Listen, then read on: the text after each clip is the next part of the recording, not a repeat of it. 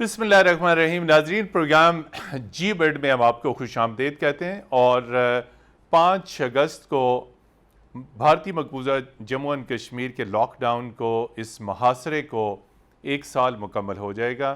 آج ہمارے پروگرام کا موضوع ہے کہ اقوام متحدہ کا تنازعات کے حل میں کیا کردار ہے، مسئلہ کشمیر کے حل میں کیا کردار ہے، اقوام متحدہ اس تنازع کو کیسے دیکھ رہی ہے، عالمی برادری اس تنازع کو کیسے دیکھ رہی ہے. جو لاک ڈاؤن 5 اگست 2019 کو شروع ہوا تھا، اب 1 سال اس کا ہونے کے قریب ہے. ہمارے اگلے پروگرام بھی انہی موضوعات کے اوپر ہوں گے تاکہ ہم مقبوضہ کشمیر کے اندر بھارتی ظلم و ستم کو ہائی لائٹ کر سکیں، بھارتی ظلم اور بربریت کو ہم بے نقاب کر سکیں، اور یہ جان سکیں کہ عالمی برادری اس بہت بڑے انسانی المیہ کے اوپر کیا نقطہ نظر رکھتی ہے. جب ہم عالمی برادری کی بات کرتے ہیں ناظرین، تو اس میں اقوام متحدہ کے کردار سب سے سامنے آتا ہے. اور آج خوش قسمتی ہے ہماری کہ اقوام متحدہ میں پاکستان کے مستقل مندوب ایمبیسڈر منیر اکرم صاحب نیو یارک سے ہمارے ساتھ براہ راست پروگرام میں شریک ہیں. ایمبیسڈر منیر اکرم صاحب، پروگرام جی ورلڈ میں شرکت کا بہت شکریہ. شکریہ متی صاحب. آج اسٹوڈیوز میں ہمارے ساتھ موجود ہیں بین الاقوامی امور کے ماہر سید محمد علی صاحب. سید محمد علی صاحب متعدد نیشنل اور بین الاقوامی تھنک ٹینکس کے ساتھ اٹیچ رہے ہیں، بین الاقوامی امور کے اوپر گہری نظر رکھتے ہیں. سید محمد علی صاحب، آپ کا بہت شکریہ. شروع کرتے ہیں ایمبیسڈر منیر اکرم صاحب سے. ایمبیسڈر منیر اکرم صاحب، دیکھیے، جو مقبوضہ کشمیر میں ایک انسانی المیہ جنم لے چکا ہوا ہے، جو لاک ڈاؤن ہے، جو محاصرہ ہے، اس کو 1 سال مکمل ہونے کو ہے. اور ہم نے دیکھا کہ گزشتہ کئی مہینوں سے آپ اقوام متحدہ نیو یارک میں آپ وہاں تشریف فرمائیں، کئی مرتبہ اس معاملے کو وہاں اٹھایا گیا. اقوام متحدہ اس ساری صورتحال کو کیسے دیکھ رہا ہے؟ متین صاحب، اقوام متحدہ میں جو ہماری کوشش یہی رہی ہے کہ دنیا کو یہ مسئلے کے بارے میں پوری انفارمیشن پہنچائی جائے، کیونکہ 40 سال سے یہ دبا ہوا تھا معاملہ یونائٹڈ نیشنز سیکیورٹی کاؤنسل میں، اور جنرل اسمبلی میں بھی کبھی کبھار یہ اٹھاتے تھے. جی. اب ہم نے کنسسٹنٹلی انفارمیشن اور جو واقعے ہو رہے ہیں، جو زیادتیاں ہو رہی ہیں، جو ہندوستان کر رہا ہے وہاں، اس کے بارے میں ہم تفصیل سے انفارمیشن سب جو ممالک ہیں یہاں ان کو پہنچاتے ہیں. ہر روز، ہر دوسرے روز ہماری طرف سے انفارمیشن جاتی ہے، اور اس کو جہاں بھی مناسب ہوتا ہے تو ہم ریز کرتے ہیں تقریروں میں، پیپرز میں، سرکولیٹ آفیشیل ڈاکیومنٹس میں. تو 1 سال سے دنیا میں اس مسئلے کے بارے میں پوری جو حقیقت ہے وہ واضح ہو گئی ہے، اور ہندوستان کا جو امیج ہے اس پہ یہ دھبا لگا ہے کہ وہ کیا جو زیادتیاں کر رہا ہے. تو یہاں تک تو ہم نے کام حاصل کیا ہے. اب فیصلے کروانا جو ہے اس میں مشکلات ہیں، کیونکہ کوئی بڑی طاقتیں ہندوستان کی حمایت کرتے ہیں، ان کو پروٹیکٹ کرتے ہیں. تو اس کو بریک کرنے کے لیے تو بائی لیٹرل ایفرٹس بھی کرنی ہوتی ہیں، کچھ ہم نے یہاں بھی ملٹی لیٹرل ایفرٹس بھی کرنی ہوتی ہیں. تو کوشش یہی ہے کہ جیسے دنیا کو پورا پتہ پڑے گا کہ کس طرح کی زیادتیاں ہو رہی ہیں. ہندوستان کا جو کیس ہے جو اس نے بنایا ہوا تھا کشمیریوں کو ٹیررزم دکھانے کے لیے، وہ بالکل ناممکن ہے اور غلط ہے. اور جو ہندوستان ہمارے پاکستان کے خلاف جو کچھ کر رہا ہے، جو سیز فائر کی وائلیشنز ہو رہی ہیں، جو دھمکیاں دیتا ہے، جو تھریٹس ٹو پیس کرتا ہے، تو یہ سب دنیا کو پوری انفارمیشن ہونی چاہیے، کیونکہ یہ ایک بہت ڈینجرس قسم کی حکومت ہے جو نیو دلی میں، اور ہمیں خطرہ ہے کہ یہ جو ایڈونچر انہوں نے کیا ہے اس سے بھی کہاں آگے نہ بڑھ جائیں. جی، ایمبیسڈر منیر اکرم صاحب، بڑے اہم نکات آپ نے اٹھائے. اسٹوڈیو کی طرف بڑھتے ہیں. سید محمد علی صاحب، ایک ایمبیسڈر منیر اکرم صاحب نے بڑا اہم نکتہ اٹھایا کہ بڑی قوتیں بھارت کو تحفظ فراہم کر رہی ہیں. ایک طرف انسانی المیہ ہے، انسانی خون ہے، ہیومن رائٹس وائلیشنز ہیں، انسانی حقوق کی شدید ترین خلاف ورزیز ہیں، اور عالمی برادری بھارت کو تحفظ فراہم کر رہی ہے. ڈبل سٹینڈرڈز ہیں دیکھیں. جی بالکل ایسا ہی ہے. بہت شکریہ، آپ نے بہت اہم موضوع کا انتخاب کیا. بھارت کی اصلیت کو دنیا کے سامنے آشکار کرنے کے لیے ہمیں ایک ہمہ جہت پالیسی کی ضرورت ہے، اور ہم خوش قسمت ہیں کہ اتنے جید اور مستعد سفارتکار ہماری سفارتکاری کو آگے بڑھا رہے ہیں. لیکن جو کچھ پاکستان کا دفتر خارجہ اور ایمبیسیز کر رہی ہیں وہ کافی نہیں ہے. ہمیں ہمارے think tanks, academics, scholars, journalist, writers, social media activist, ان تمام اداروں کو مل کے یک آواز ہو کے اس کو پاکستان کا سرکاری نہیں بلکہ ایک قومی بیانیہ بنانے کی ضرورت ہے کہ کشمیر جو ہے وہ صرف دفتر خارجہ کی ذمہ داری یا مسئلہ نہیں ہے، کہ پاکستان کا قومی مسئلہ ہے. اور اس سے زیادہ یہ بات اجاگر کرنا بہت ضروری ہے. لیکن لیڈ تو فارن آفس ہی دے سکتا ہے نا. جی اس کا کام اسٹیئر کرنا، گائیڈ کرنا، کوارڈینیٹ کرنا ہے. لیکن ان کو چاہیے، اور آئی ایم شور یہ کر بھی رہے ہیں، کہ پاکستان کی جو اور کشمیری جو ڈائسپورا ہے اس کو آرگنائز کریں، گیلونائز کریں. پاکستانی جو کمیونٹی امریکہ میں، شمالی امریکہ میں، مغربی یورپ میں جو رہتی ہے، اس کے ساتھ بہت تعاون کو آگے بڑھائیں، کیونکہ ان لوگوں کا جو اثر و رسوخ ہے وہ اپنی داخلی سیاست پہ اور سیاسی نظام میں بہت زیادہ ہے. اور جیسے جیسے کشمیری اور پاکستانی ڈائسپورا کا اثر و رسوخ یورپ میں اور شمالی امریکہ کی داخلی سیاست میں بڑھے گا. ابھی دیکھیے امریکہ میں انتخابات آنے والے ہیں، اور آپ دیکھ رہے ہیں کہ جو بائیڈن نے کئی سٹیٹمنٹس دی ہیں. اس سے پہلے آپ نے دیکھا بارنی سینڈرز نے بھی کئی سٹیٹمنٹس دی تھیں. کئی اور یو ایس کانگریس وومن ہیں جس طرح الہان عمر ہیں، انہوں نے بھی تشویش کا اظہار کیا ہے. اس پہ ہم الگ سے بات کریں گے، چونکہ ابھی سوال یہی ہے کہ اقوام متحدہ اس مسئلے تنازع کشمیر کے حل میں کمزور نظر آ رہا ہے.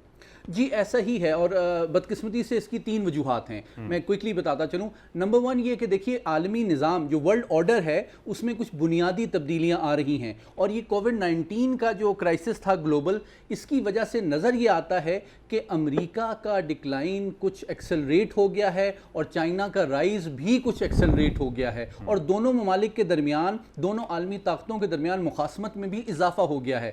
تو اس کے نتیجے میں کنسنسس دنیا کے کسی بھی بڑے معاملے پہ اچیو کرنا مزید مشکل ہو گیا ہے. اور اس کا تعلق صرف کشمیر سے نہیں ہے، چاہے وہ خطے کی کوئی بھی ابھی دیکھیے چین کے حوالے سے جو پولرائزیشن ہے، امریکہ کی جو خارجہ پالیسی ہے اس میں مزید ایک اگریسو اپروچ نظر آ رہی ہے دوسرے ممالک کے حوالے سے اور چائنا کے حوالے سے. اور اس کے نتیجے میں ہمیں جس طرح منیر اکرم صاحب نے کہا بھی، بائی لیٹرل لیول پہ زیادہ ایفرٹ کرنے کی ضرورت ہے، اور ہمیں ڈائیورسیفائی کرنی چاہیے. ٹھیک ہے جو P5 ہیں دے آر ویری امپورٹنٹ، لیکن یہ بہت امپورٹنٹ ہیں لیکن سفیشینٹ نہیں ہیں. ہمیں جو ڈیولپنگ کنٹریز ہیں، افریقن کنٹریز ہیں، لیکن فیصلہ سازی میں تو ان کا اہم کردار ہے. ایسا ہی ہے. جی بالکل. لیکن آپ کو جہاں پہ نمبرز بھی میٹر کرتے ہیں، دیکھیں ابھی سپٹمبر میں UNGA کا اجلاس بھی آنے والا ہے، تو I'm sure کہ منیر صاحب اس کے حوالے سے بہت تیاری کر رہے ہوں گے، یہ اور ان کی ٹیم، کہ اس دفعہ پاکستان کے وزیر اعظم جب سپتمبر میں اگر جاتے ہیں خطاب کرنے کے لیے UNGA میں، تو اس دفعہ ان کا جو بیانیہ ہے وہ پچھلے سال سے زیادہ روبسٹ اور زیادہ مؤثر ہونا چاہیے. ان کو صرف ترکی، ملیشیا، ایران اور چین ہی کی سپورٹ نہیں حاصل ہونی چاہیے. یہ obviously بہت امپورٹنٹ رول ہے جو کہ منیر صاحب اور ان کی ٹیم نے ادا کرنا ہے، کہ بیک چینل میں وہ مزید سپورٹ کو بڑھائیں تاکہ بھارت پہ عالمی پریشر میں اضافہ ہو اور اس کی اصلیت دنیا کے سامنے ایکسپوز ہو. جی ایمبیسیڈر منیر اکرم صاحب 1 سال ہونے کو ہے، اور بالکل جسے کہتے ہیں سپٹمبر میں اقوام متحدہ کی جنرل اسمبلی کا اجلاس بھی ہو رہا ہے. اگرچہ کہ کووڈ-19 کی وجہ سے بہت محدود ہوگا، بہت سارے لوگ ورچولی اس میں شرکت کریں گے، لیکن پاکستان کی کیا تیاریاں 1 سال کے دوران جو بدترین ظلم و تشدد بھارت کی انتہا پسند سرکار نے مقبوضہ کشمیر کے نہتے اور معصوم کشمیریوں کے اوپر ڈھایا ہے. مسلسل محاصرہ ہے، فوجی محاصرہ ہے، انسانی المیہ ہے، انٹرنیٹ بند ہے، اظہار رائے کی آزادی بند ہے. تو آپ یقینی طور پہ مقدمہ کشمیر ایک نئے پہلو کے ساتھ پیش کرنے کی تیاری کر رہے ہوں گے. جی ضرور، ہم تیاری تو پوری جاری ہے اور جاری رہی ہے پچھلے سال سے، اور जो यहाँ जितने भी यूनाइटेड नेशंस में जो मेंबर स्टेट्स हैं, ममालिक यहाँ जो हैं, उनको हम डेली तौर पर इंफॉर्मेशन कश्मीर के बारे में, जो हिंदुस्तान पाकिस्तान की जो हालात हैं उनके बारे में हम पूरी उनको अपडेटेड रखते हैं और बताते हैं कि क्या हो रहा है। तो दुनिया को इंफॉर्मेशन की अभी कमी नहीं है, ये तो हम कम्युनिकेट कर रहे हैं। जो सब में बड़ा सवाल है वो ये है कि जो हुकूमतें हैं जो फैसले करते हैं, सिर्फ P5 नहीं, 15 मेंबर एंड सिक्योरिटी काउंसिल के 129 यूनाइटेड नेशन जनरल असेंबली में है। तो इन हुकूमतों के जो फैसले हैं कश्मीर पर, हिंदुस्तान पाकिस्तान के ताल्लुकात पर, उसको बदलने के लिए आपको बहुत अपना जोर और वेट की ज़रूरत है। हमारा जो दुश्मन है वो हमसे 7 गुना बड़ा मुल्क है, तिजारत और इन्वेस्टमेंट और सब उसके पास अपॉर्चुनिटीज़ हैं जो लोग पाकिस्तान में फ़िलहाल कम हैं। तो इस वजह से भी जो ममालिक हैं, जो हुकूमतें हैं, वो अपना सेल्फ इंटरेस्ट देखते हैं और उस सेल्फ इंटरेस्ट में ये देखते हैं कि अगर हमने पाकिस्तान की या कश्मीरियों की हिमायत की तो हमें कॉस्ट क्या होगा हिंदुस्तान के साथ। तो ये कैलकुलेशंस की वजह से जो डिसीशंस होती हैं इंटरनेशनल रिलेशन में वो बड़ी सिनिकल होती हैं, वो सेल्फ इंटरेस्ट में होती हैं, वो मॉरल प्रिंसिपल्स पे बहुत कम होती हैं। तो हमने तो अपना काम जहाँ है उसमें इंफॉर्मेशन देनी है, जो मॉरल प्रिंसिपल्स हैं उसको अंडरलाइन करना है, जो डेंजर, जो पीस और सिक्योरिटी को ख़तरा है उसको अंडरलाइन करना है। पर आखिर जाकर हमने फैसले जो बदलने हैं हुकूमतें में, यूरोपियन यूनियन में, वाशिंगटन में, हर जगह जो फैसले बदलने हैं, उनकी पोजीशंस बदलनी है, वो बायलैटरल वेट से आएगा, डिप्लोमेसी से आएगा।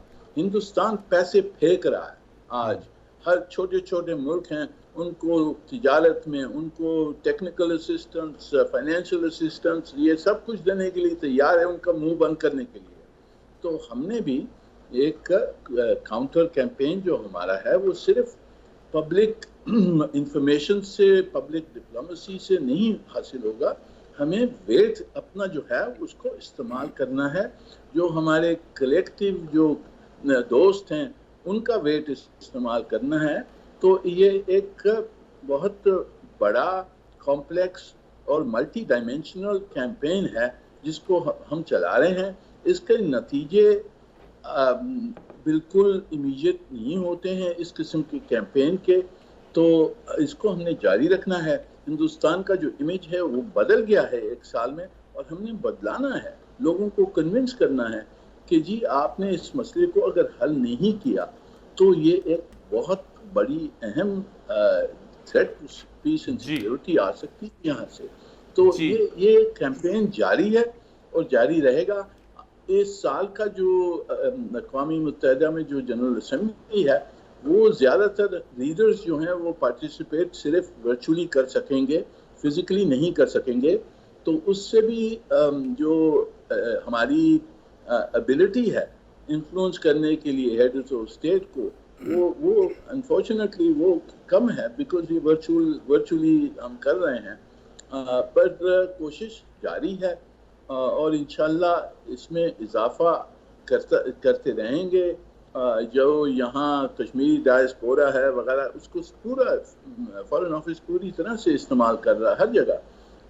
पर ये कॉम्प्लेक्स कैंपेन है, ये लंबा कैंपेन है, ये पेशेंट कैंपेन है और इसको हमने जारी रखना है और पूरी मुल्क की सपोर्ट के साथ। इस नुक्ते पे हम गुफ्तगू जारी रखेंगे। यहाँ पर लेते हैं एक क्विक ब्रेक के बाद नाज़रीन आपकी खिदमत में फिर हाजिर होंगे, हमारे साथ रहिएगा।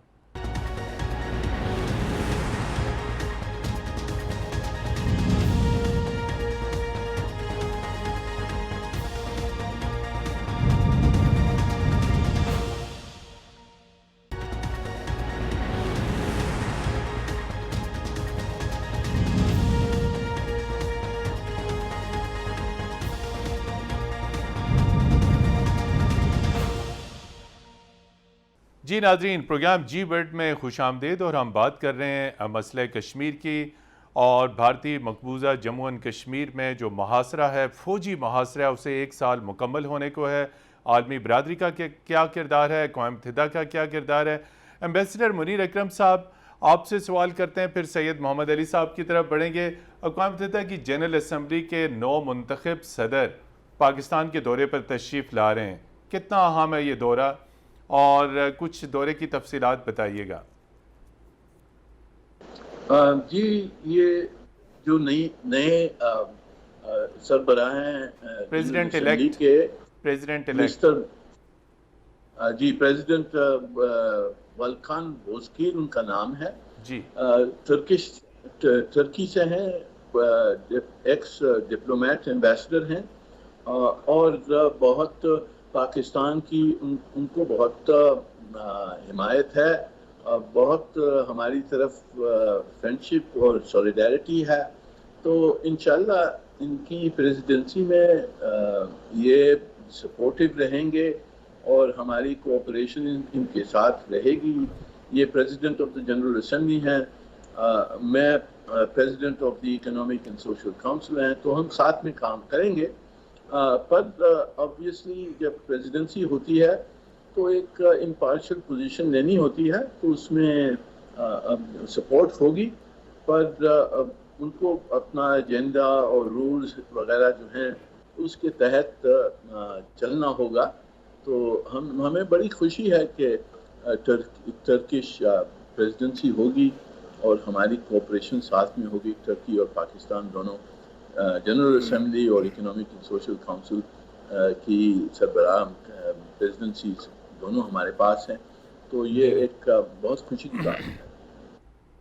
جی سید محمد علی صاحب، آپ کیسے دیکھتے ہیں اقوام متحدہ کی جنرل اسمبلی کے نو منتخب یعنی پریزیڈنٹ الیکٹ جو ہیں وہ پاکستان کے دورے پر آ رہے ہیں، کتنا امپیکٹ یہاں کریٹ ہوگا؟ اگرچہ کہ وہ کہتے ہیں کہ انہیں غیر جانبدار رہنا ہوتا ہے، لیکن جس طرح ایمبیسڈر منیر اکرم صاحب نے کہا کہ پھر بھی بہت جسے کہتے ہیں سفارتی اعتبار سے پاکستان بہت مطمئن ہوگا کہ ایک بہت سپورٹیو پریزیڈنٹ ہے۔ دیکھیے، جس طرح منیر اکرم صاحب نے بالکل صحیح کہا کہ جو یو این جنرل اسمبلی کا صدر ہوتا ہے، اس کو یو این کے جو رولز ہیں، جو قواعد و ضوابط ہیں، اس کے تحت ہی کام کرنا ہوتا ہے، کیونکہ اس کو ایک سپورٹ چاہیے، اس کی ایک کریڈیبلٹی ہے تاکہ وہ اس پورے نظام کو کامیابی کے ساتھ مؤثر انداز میں چلا سکے۔ لیکن اوبویسلی چونکہ وہ ترک اوریجن کے ہیں، اور پاکستان کی ترکی کے ساتھ جو ریلیشن شپ ہے، میں سمجھتا ہوں وہ چین کے علاوہ سب سے خصوصی اور گہری اور یونیک ہے۔ اور ہر خوشی اور غمی میں دونوں کنٹریز ایک دوسرے کے ساتھ جی بالکل، وہ اس کا کوئی چین نیم البدل ہی نہیں ہے۔ ہر محاذ پہ ترکی نے ہمارا ساتھ دیا ہے، اور ہمیں بہت ایک اطمینان کا باعث ہے کہ جو یو این جنرل اسمبلی کی قیادت ہے وہ اس وقت ترک سفیر کے پاس ہے، اور انشاءاللہ ان کے دورے سے اب ہم کس حد تک فائدہ اٹھاتے ہیں اس کا دار و مدار ہے کہ ہمارے دفتر خارجہ نے کیا تیاریاں کی ہیں، ان کو کیا ایکسپوجر دیا جاتا ہے یہاں پہ۔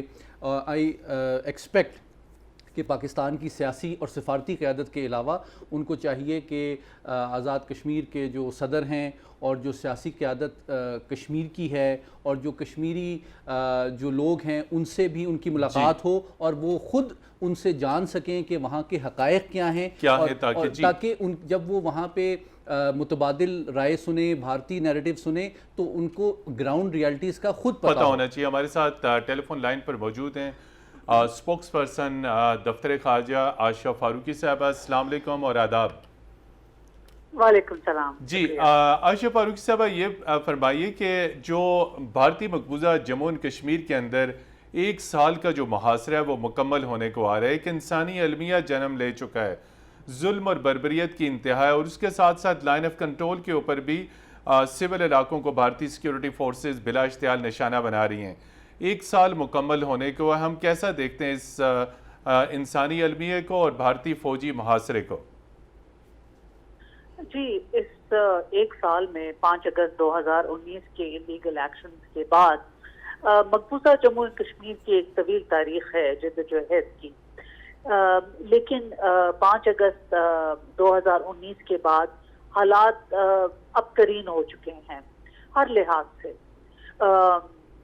جو سیکیورٹی فورسز کی بربریت ہے اس کا آپ نے بھی ذکر کیا ہے، جو ڈومیسائل لاز جو انہوں نے انیکٹ کیے ہیں اپریل اور مئی میں، اور اب ہزاروں کی تعداد میں جموں اینڈ کشمیر سے باہر کے لوگ آ کے ان کو سیٹل کر رہے ہیں، اور ایک پوری کشمیری شناخت پہ آپ سمجھے ایک حملہ ہو رہا ہے۔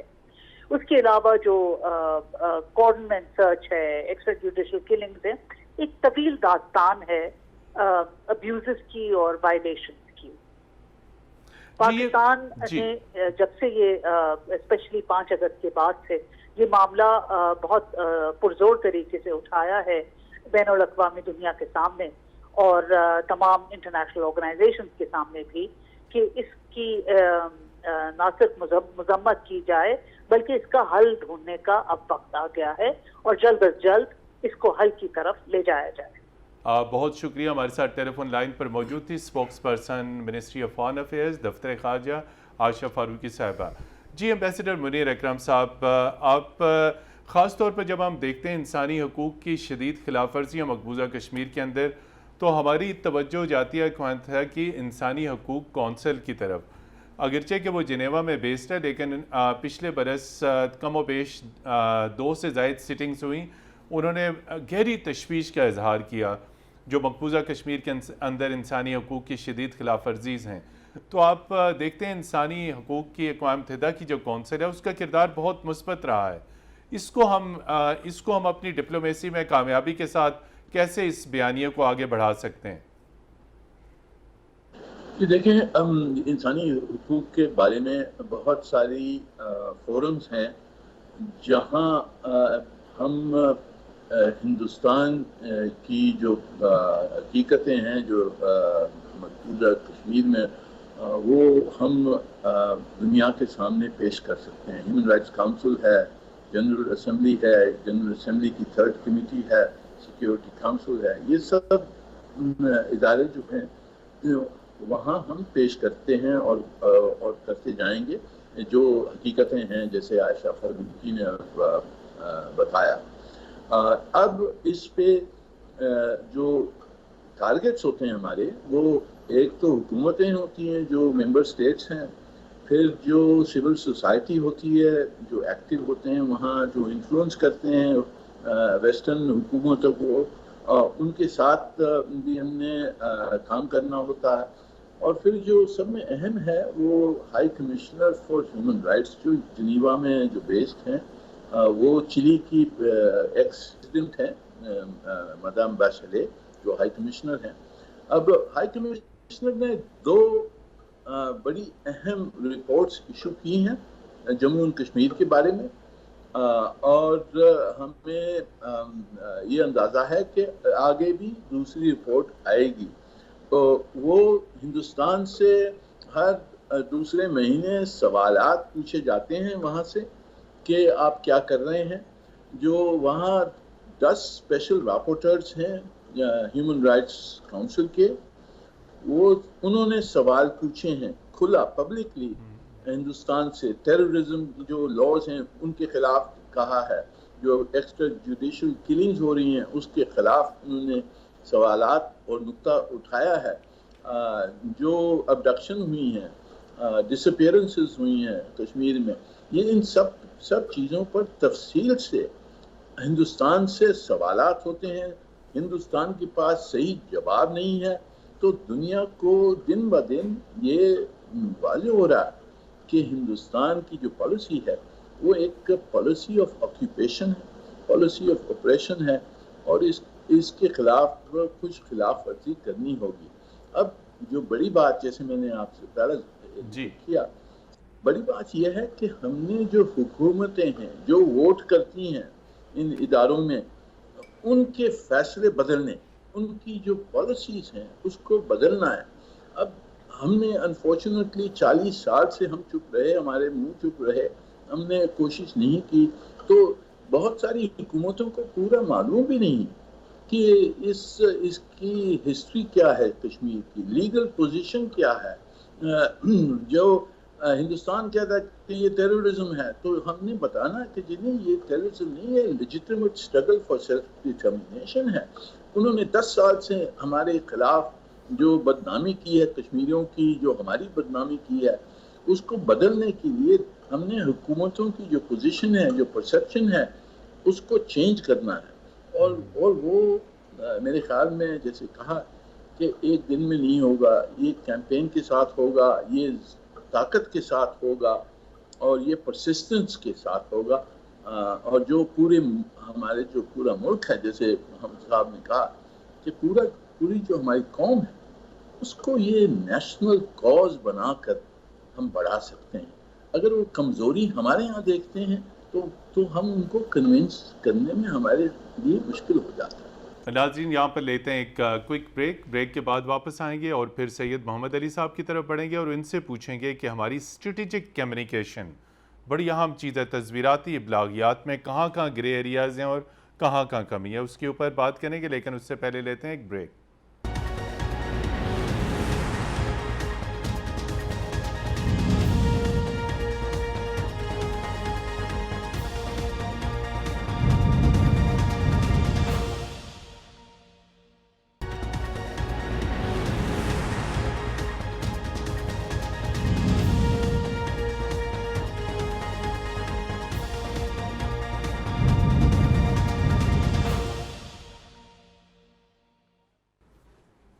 جی ناظرین، پروگرام جی ورلڈ میں ہم آپ کو خوش آمدید کہتے ہیں، اور جس طرح ایمبیسڈر منیر اکرم صاحب نے ایک اہم نقطہ اٹھایا کہ ہمارا بیانیہ مؤثر ہونا چاہیے، ہم عالمی دنیا کو مؤثر انداز میں بتا سکیں. یہ مؤثر ابلاغیات، یہ ایفیکٹو کمیونیکیشن، یہ اسٹریٹجک کمیونیکیشن، یہ تصویراتی ابلاغیات کیا ہے اور آخر اس میں ہمارے پاس کیا کمی ہے. سید محمد علی صاحب، آپ دیگر شعبوں کے علاوہ کمیونیکیشن میں بھی ماشاءاللہ آپ کی ایکسپرٹیز ہے. اکثر ہم اور گورنمنٹ کے لیول کے اوپر بھی یہی کہا جاتا ہے کہ اسٹریٹجک کمیونیکیشن، وزارت خارجہ، وزارت اطلاعات، تاکہ دنیا کے سامنے ہمارا بیانیہ مؤثر انداز میں پیش ہو سکے. اسٹریٹجک کمیونیکیشن میں یعنی تصویراتی ابلاغیات میں ہماری کمزوریاں کیا ہیں؟ بہت اہم موضوع کی طرف آپ نے نشاندہی کی ہے. سب سے پہلی بات یہ کہ ایک چھوٹا سا میں آپ کو کانٹیکسٹ دوں. دیکھیں 9/11 کے بعد بھارت نے یہ کیا کہ جو کشمیر کی جسٹیفائڈ UN ریکوگنائزڈ جو اسٹرگل فار انڈیپینڈنس تھی اس کو ٹیررزم سے مربوط کر جوڑ دیا، اور اس کے نتیجے میں پاکستان کی ڈپلومیٹک اور جو سائیکولوجیکل پوزیشن تھی وہ ڈیفینسو پہ آ گئی. اب 5 اگست 2019 سے جو بنیادی تبدیلی اس تصویراتی ماحول یا اسٹریٹجک انوائرمنٹ میں آئی ہے وہ یہ ہے کہ سفارتی سطح پہ، میڈیا کی سطح پہ، انٹلیکچول سطح پہ ہمیں بھارت کو پہلی دفعہ ایک تو اس کی جو ایکسٹریمسٹ ہندو آئیڈیالوجی ہے اس کو ہم نے ایکسپوز کیا، پھر ہم نے اس کی پالیسیز کو ایکسپوز کیا ہے کہ آپ دیکھیے کہ اصل میں جو ان کی پالیسی ہے وہ ایک لینڈ آف اپرچونٹی نہیں ہے. حال ہی میں جو ان کو جو امبیرسمنٹ ان کو سامنا کرنا پڑا ہے چین کے سامنے ڈوکلم میں، اس کے نتیجے میں ان کی وہ ریالٹی سامنے آئی ہے جو کہ ہمارے سفارتکار، ہمارے تھنک ٹینکس، اسکالر کو امریکہ کو بھی بتانے کی ضرورت ہے کہ یہ صرف کوشش کر رہے ہیں آپ سے ٹیکنالوجی اور انویسٹمنٹ اٹریکٹ کریں تاکہ جو چھوٹے خطے کے ملک ہیں ان کے سامنے اپنی بالادستی قائم کر سکیں. تو اس حوالے سے ہمارا جو بیانیہ ہے وہ ایک ہمہ جہت اور مربوط ہونا چاہیے، اس میں کوارڈینیشن اور کنسسٹنسی ہونی چاہیے سیاسی سطح پہ، سفارتی سطح پہ، معاشی سطح پہ. ہمیں یہ بتانا چاہیے. میں ایک چھوٹی سی اگزامپل دیتا چلوں. OIC کے کانٹیکٹ گروپ بہت امپورٹنٹ ہے، منیر اکرم صاحب جانتے ہیں UN میں بڑا امپورٹنٹ رول ہے. کیا ہم OIC کا رابطہ گروپ برائے کشمیر بہت امپورٹنٹ ہے برائے کشمیر. میں ایک چھوٹی سی اگزامپل دیتا چلوں، اس پہ یہ ڈیٹیل ڈیلیبریشن کر لیں گے.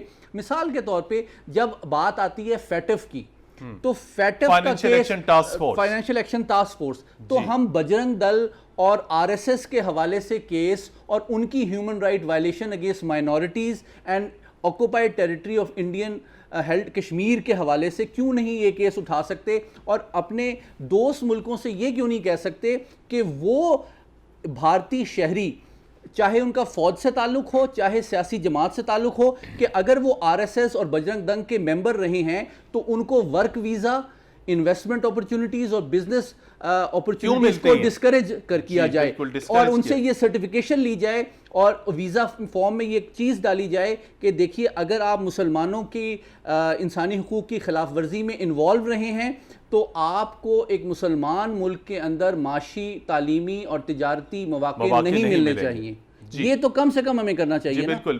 بڑھتے ہیں امبیسڈر منیر اکرم صاحب کی طرف. امبیسڈر منیر اکرم صاحب بڑا اہم نقطہ انہوں نے اٹھایا، لیکن ایک اچھی جو خبر ہے وہ یہ ہے کہ پاکستان اقوام متحدہ کی اکنامک کونسل کا صدر منتخب ہو گیا، اور اب آپ اکنامک کونسل کے اجلاس کی صدارت کیا کریں گے. کچھ اس کے حوالے سے ہمیں بتائیں کہ یہ کتنا اہم فورم ہے.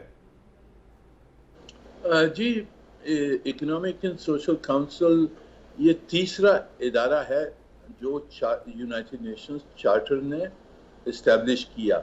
ایک جنرل اسمبلی پہلے، سیکیورٹی کونسل سیکیورٹی کے لیے، اور انٹرنیشنل اکنامک کوآپریشن کے لیے اکنامک اینڈ سوشل کونسل بنایا گیا.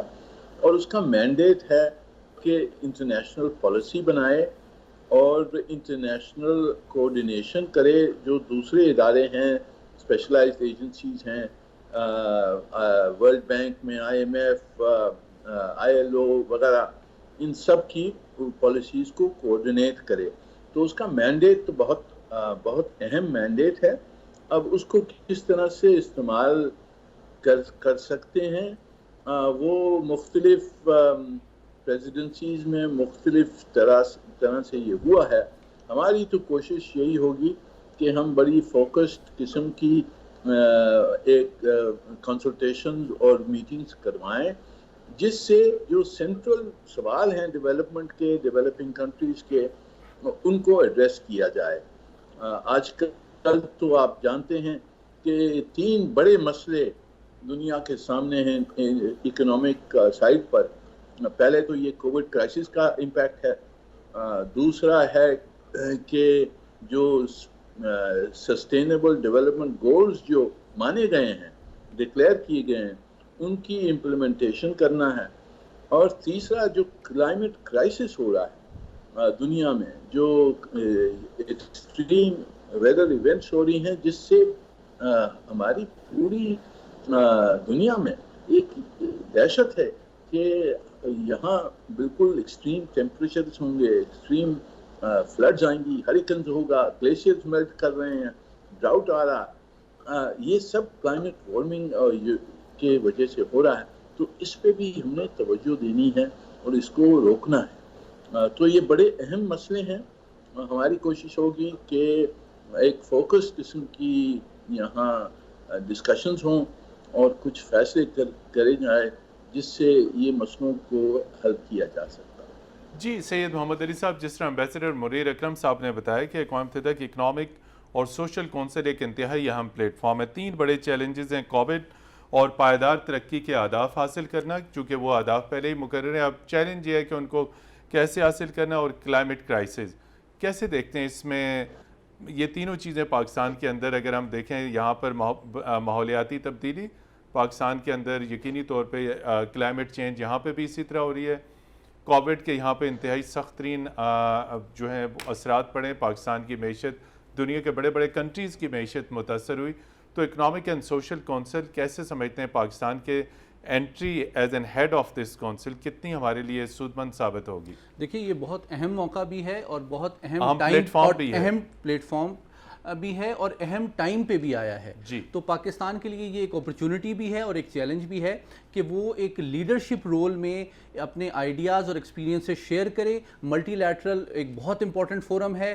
دنیا اس وقت کووڈ اور کرائسس کے حوالے سے اور ماحولیاتی تبدیلی کے حوالے سے بہت گریو چیلنجز کا سامنا کر رہی ہے، جس کی ریئلائزیشن بڑھتی جا رہی ہے. تو میں سمجھتا ہوں کہ نان ٹریڈیشنل سیکیورٹی چیلنجز کے حوالے سے عالمی برادری کے تعاون کو بڑھانے میں پاکستان ایک بہت اہم کردار ادا کر سکتا ہے. اس میں صرف 2 تجاویز میں شیئر کرتا چلوں. ایک تو یہ ہے کہ 20ویں صدی کی جو سیاست تھی، جس کو منیر صاحب بہت اچھی طرح جانتے ہیں، اس کے ہمیں تلخ تجربات سے بھی سیکھنا چاہیے، اور جو ہیو اور ہیو ناٹ اور نارتھ اور ساؤتھ کے درمیان وسائل، نالج اور ریسورسز کی جو ڈیوائیڈ ہے اس کو برج کرنے کی کوشش کرنی چاہیے. آئی ایم شیور کہ منیر صاحب اپنے ساتھ نہ صرف بڑی طاقتوں کو انفلوئنس کرنے میں کامیاب ہوں گے، بلکہ ساتھ ہی ساتھ جو ترقی پذیر ممالک ہیں ان کے جو ایشوز ہیں، چیلنجز اور کنسرنز ہیں، ان کو بھی لے کے ایک برج کا رول پاکستان پلے کر سکتا ہے، جس میں ڈیولپنگ کنٹریز کے کنسرن ان کو پریونٹ کیا جائے ٹیکنالوجی ڈینائل سے، ایکسپلوئٹیشن سے، اور ساتھ ہی ساتھ نالج، ٹیکنالوجی اور ریسورسز کی ایک ایکویٹیبل اور فیئر ڈسٹریبیوشن پوری دنیا کے پیس، پراسپیرٹی اور پروگریس کے لیے ممکن بنانے میں پاکستان ایک اہم رول پلے کر سکتا ہے۔ جی آخری منٹ ہے ایمبیسڈر منیر اکرم صاحب، آپ سے ہم وے فارورڈ میں یہ پوچھیں گے کہ تنازع کشمیر اور مقبوضہ کشمیر کے اندر فوجی، بھارتی فوجی محاصرہ 5 اگست اتنا زیادہ دور نہیں ہے۔ اقوام متحدہ میں اس حوالے سے دنیا بھر کی جسے کہتے ہیں بین الاقوامی برادری وہاں بیٹھی ہوئی ہے، اس خاص طور پر 1 سال مکمل ہونے کے حوالے سے کیا تیاریاں ہیں وہاں پہ بھارت کو ایکسپوز کرنے کے لیے؟ جی ہماری آؤٹ ریچ جاری ہے، ہماری ملاقاتیں سب سیکیورٹی کاؤنسل ممبرز سے جاری ہیں، اور انشاءاللہ ہم یہ چاہیں گے کہ یہ مسئلے کو پھر واپس لیا جائے جی سیکیورٹی کسی کاؤنسل بڑے میں۔ ایونٹ کا اہتمام تو کیا ہم نے؟ جی معاف کرنا، جی پاکستان نے کسی اس حوالے سے بڑے ایونٹ کا، مباحثے کا، ڈائلاگ کا اہتمام کیا ہے؟ جی متین صاحب، ہم تیاری کر رہے ہیں، اس وقت میں بتا نہیں سکتا ہوں پوری تفصیل سے، پر انشاءاللہ اگلے چند دنوں میں آپ کو کچھ انفارمیشن مل جائے گی کہ ہم کیا یہاں تیاری کر رہے ہیں، اور انشاءاللہ اس کو ہم آگے بڑھائیں گے۔ بھارت کو کرارا جواب جائے گا بالکل، اور اس کی ظلم اور بربریت مقبوضہ کشمیر کے اندر یقینی طور پہ بے نقاب ہوگی انشاءاللہ۔ جی یقینی طور پہ ناظرین، بھارت کی مقبوضہ کشمیر کے اندر ظلم اور بربریت اور فوجی محاصرے کو 1 برس ہونے کے قریب ہے، اور اس حوالے سے اقوام متحدہ میں پاکستان کی بھرپور تیاریاں ہیں بھارتی ظلم اور بربریت کو بے نقاب کرنے کے لیے، کشمیر کے اوپر پاکستان کے مؤثر بیانیے کو دنیا کے سامنے پیش کرنے کے لیے۔ اور ایک جو اچھی خبر اس دفعہ آئی کہ پاکستان اقوام متحدہ کی اقتصادی اور سماجی کونسل کا صدر بھی منتخب ہوا، وہ بھی ایک انتہائی اہم فورم ہے۔ ہمارے ساتھ شریک گفتگو تھے نیو یارک سے اقوام متحدہ میں پاکستان کے مستقل مندوب ایمبیسڈر منیر اکرم صاحب، اور اسٹوڈیوز میں ہمارے ساتھ موجود تھے سینئر تجزیہ کار سید محمد علی صاحب۔ آپ دونوں کا بے انتہا شکریہ۔ پروگرام جی ورلڈ کی ٹیم کو اگلی اتوار تک کے لیے اجازت دیجیے۔ خدا حافظ۔